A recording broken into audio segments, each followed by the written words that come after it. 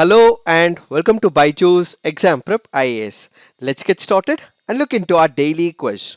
Let's look into the first question. Which amongst the following is the best description of Bishnoi Movement? Protest against construction of large dams in Uttarakhand, a social movement aimed at protection of Silent Valley and evergreen tropical forest, a movement in Rajasthan to protect caged trees and other wildlife such as antelope, deer and wild owl, an awareness campaign to show the necessity for the protection of migratory birds in Odisha.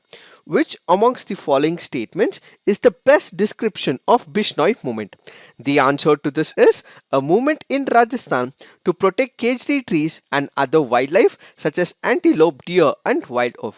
Why have we taken this practice question? Because this article on the Hindu makes a reference to the Bishnoi activists. It also makes a reference to the caged trees as well. And if we look at one of the first environmental movement that ever happened in India, it happens to be the Bishnoi movement. So remember, the Bishnois are strictly against killing animals for the food or the sport. They believe that life is sacred. Humans have no right to kill any other species, and they happen to be one of the first groups in India where they embraced environment as part of their lives. They have been described as the world's first ecological community because of their sustainable lifestyle and emphasis on the environmental protection, and Kejri also happens to be Rajasthan's state tree as well. So what is this Bishnoi movement? When we speak about Bishnoi movement, it is one of the first organized proponents of eco-conservation, wildlife protection and green living. The Bishnois are considered the first environmentalists of India. They are born nature lovers in the history of environmental movements. This was the movement that for the first time used the strategy of hugging and embracing trees for their protection. The famous Amrita Devi's movement is considered to be among the pioneer efforts of the environmental protection. And why did this Bishnoi movement start off? That is because King Abhay Singh of Jodhpur, when building his new palace, ordered his soldiers to cut down the trees for wood in Kejreli village. As a symbol of protest, Amrita Devi stood against the soldiers, fought for the life of the trees by clinging on to them, supporting them. Other people of the community also stood for the trees and wrapped their arms around the trunks. So this Bishnoi movement was one of the movements where they wanted to safeguard the trees and the wildlife in that area back during the 1700s. And if we speak about the Kejri tree, this happens to be the Rajasthan state tree, and this also covers large geographical area in Rajasthan as well, and this is also known for providing multiple uses as well. The tree is also known for giving one of the fruits called as sangria. This is also cooked as a delicious vegetable and is also mixed with the fruits as well. The dead leaves of the tree are also acting as a natural fertilizer, and other parts are also fed to the cattle as it increases the milk yield. It also provides firewood and it also acts as a cash crop, which is why the kejri becomes one of the important trees in Rajasthan and also makes a mention of Bishnoi. So we have to remember the Bishnoi movement as well. Now let's look into the next practice question. Consider the following statements with respect to Vellore Mutiny. The Vellore Mutiny predated the Indian Revolt of 1857 by about a decade. It was the first instance of a large-scale and violent mutiny by Indian sepoys against the East India Company. One of the major causes was the English disregard to the religious sensitivities of the Hindu and the Muslim Indian sepoys. Which of the statements given above are correct? The answer to this is 2 and 3 only. Why have we taken this practice question? Because this article on the Hindu makes a reference to Vellore Sipai uprising. Let us try and understand what are the options. When we look into the first option, the Vellore Mutiny predated the Indian Revolt of 1857 by about a decade. This is a wrong statement. What do we mean by it? It means, was it held in 1847? No.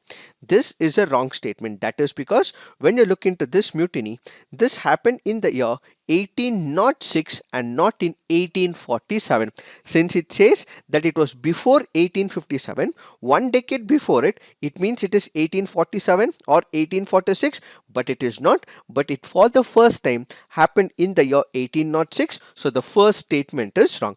When we look into the second statement, it says it was the first instance of a large scale and violent mutiny by Indian sepoys against the East India Company. This is the right statement. So the second statement is right. When we look into the third statement, one of the major cause was the English disregard to the religious sensitivities of the Hindu and the Muslim Indian sepoys. Yes, this statement is right. The Hindu and the Muslim sepoys who were working for the British were under an apprehension that they would be converted, which is why they went against the British. If you look into the Vellore Mutiny, it was the first instance of a large-scale and violent mutiny by Indian sepoys against the East India Company, predating the Indian Rebellion of 1857 by half a century. The revolt which took place in South Indian city of Vellore lasted one full day, during which mutineers seized the Vellore fort or killed or wounded many British troops as well. The mutiny was subdued by cavalry and artillery from Arcot. The English disregard to the religious sensitivities of the Hindu and the Muslim Indian sepoys were the major cause for this uprising or the revolution. What was the impact after this particular incident took place? All three Madras regiments involved in the Vellore Mutiny were disbanded. After a trial, sepoys involved in the mutiny were punished by death. New dress regulations were abolished. Flogging for Indian soldiers was abolished. It is believed that brutal and swift suppressing of the Vellore Mutiny is partly responsible for the southern sepoys not taking part in the Indian Revolt of 1857. We have read about the 1857 war as well. This was mostly in the northern part.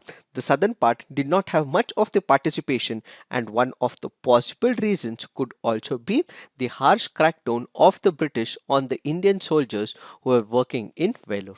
Now let's look into the next practice question. Consider the following pairs. We have the helicopter on one side. We have the country that it is imported from the other side. AH-64 Apache attack helicopter, USA. Polestar, UK, CH-47 Chinook helicopters, France, Mi-35 helicopters, Russia. Which of the above is or not correctly matched? The answer to this is 2 and 3 only. Why have we taken this practice question? Because this article on the Hindu makes a reference to KA-22060. It makes a reference to AH-64 Apache and different kinds of helicopters. So if we look into these, the AH-64E Apache attack helicopter, yes, is imported from USA. The Polestar is not from United Kingdom. The Polestar is also called by the name which is called as Dhruv, and it is manufactured in India. So the Polestar is not from UK but indigenously manufactured. So this is a wrong statement. The CH-47 Chinook helicopters is not from France but instead it is from United States of America. The Mi-35 helicopters, yes, is from Russia. So it is 2 and 3 which is wrong. So the answer to this would be 2 and 3 because it is asking for not correctly matched. Now let's look into the next practice question. With respect to National Clean Air Program, which of the following statements are correct? 2015 is the base year for the National Clean Air Program. The program is a pollution control initiative with a major goal of reducing the concentration of coarse and particulate matter in the atmosphere by at least 20% by the year 2030. Which of the statements are correct? The answer to this is none. Why have we taken this practice question? Because this article on the Hindu makes a reference to National Clean Air Program. What are the options? Why are they wrong? That is because if you look into the first statement, the base year is not 2015 but instead it is 2017. So the first statement is wrong. When we look into the second statement, it is not by the year 2030 but instead it is by the year 2024. Since both the statements are wrong, the answer to this would be none. If we speak about the National Clean Air Program, it is a pollution control initiative with the major goal of reducing the pollution, the concentration of coarse and fine particulate matter in the atmosphere by at least 20% by the year 2024. The reference that they have taken is with respect to the year 2017.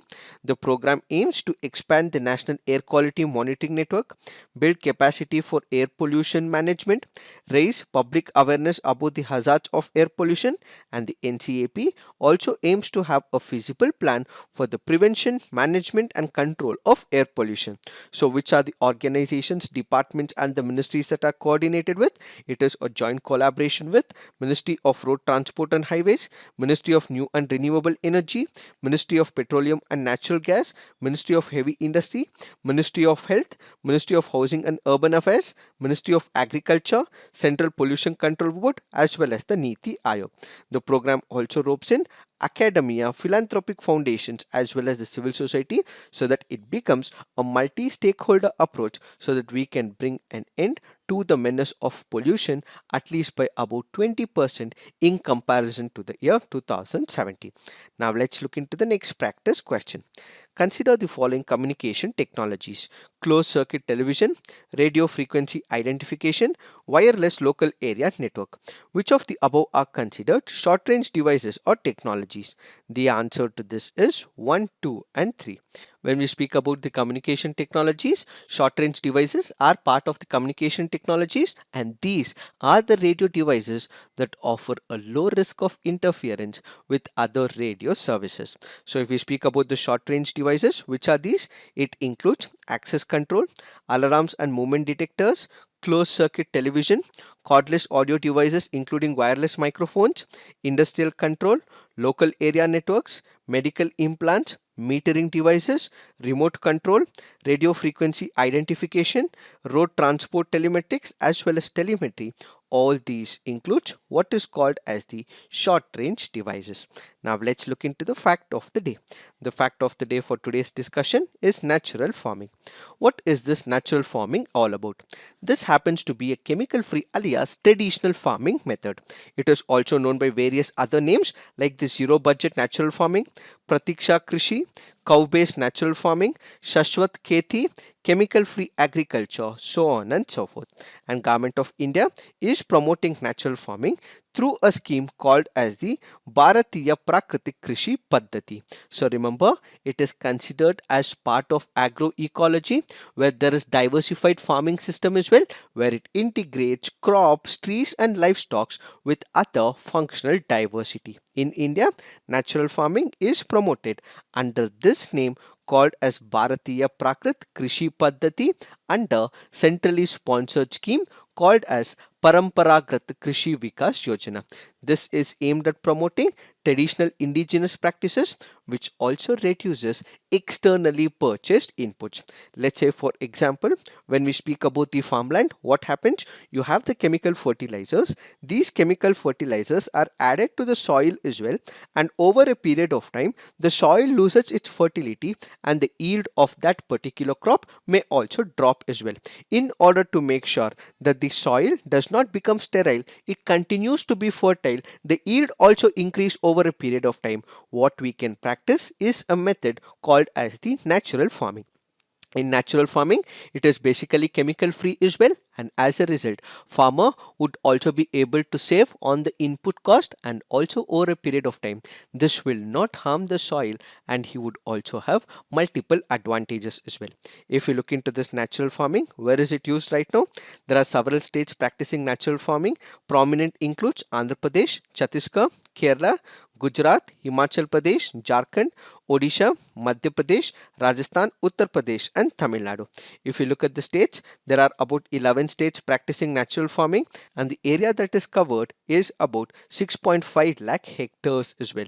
These are some of the states which are currently practicing natural farming, and Andhra Pradesh happens to be one of the largest states which has implemented this particular program. So what are the advantages of natural farming? It helps in improving the yield. Farmers practicing natural farming reported similar yields to those of the conventional farming. It ensures better health as well. As we initially discussed, whenever there are chemical fertilizers that are added, the soil fertility loses over a period of time, and when pesticides and other chemical fertilizers are added over a period of time as well, what would happen? People, in case they do ingest, they will have health impact as well, and this will help in ensuring better health. As natural farming does not use any synthetic chemicals, health risks and hazards are eliminated. Environment conservation, it ensures better soil biology, improved agrobiodiversity, and more judicious use of water with smaller carbon and nitrogen footprints. It also increases farmers' income as well. How? On one side, the input cost is comparatively reduced, and at the same time, the yield is also similar as well. So why go with the chemical fertilizers? So natural farming aims to make farming viable and aspirational by increasing net incomes of farmers on account of cost reduction, reduced risk, similar yields income from intercropping. Then it also leads to employment generation, reduced water consumption, livestock sustainability, rejuvenating the soil health as well, eliminates application of synthetic chemical inputs, and minimize cost of production. All this leads to what is called as natural farming, and these are some of the advantages that are associated with natural farming. It is this that we have to understand with respect to this natural farming. So this is it for today. Thank you for watching. All the best.